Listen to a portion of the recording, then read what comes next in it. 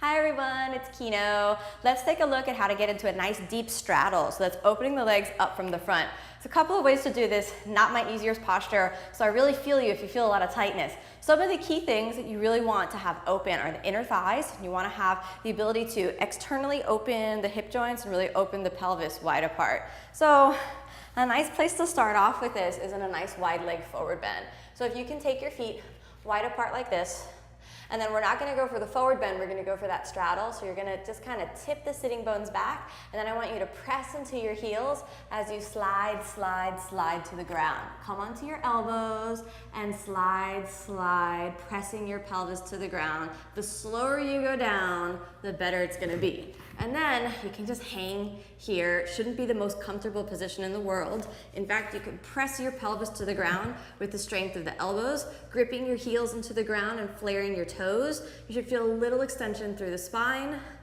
And you want this to be active, not passive. The more active it is, the more protected your legs are going to be. You don't want to push yourself into the tension in the body, but you want to support the joints. So you can stay here for a few breaths. Then, to work the straddle, press into your heels, and this is the hard part. 'Cause now you can see that's about how stiff I am. So the pelvis is a few inches off the ground, so you want to wiggle the pelvis forward, coming onto the fingertips, and slowly, slowly press the heels and melt into the ground. Now I don't have a full 180-degree straddle, so I'm just going to really work on spreading the legs wide apart. You can press the fingertips into the thighs and stay there. And I'm really engaging the legs, trying to pull the heads of the thigh bone back into the pelvis, pulling the trochanters, which are the top part of the thigh bone that's closest to where you can touch. Pull those nice and back. I'm feeling a nice deep stretch along the inner thigh. I'm reaching the heels out, and I'm going to lift my spine a little bit away from the pelvis while pressing the sitting bones down. If you're here for a few breaths,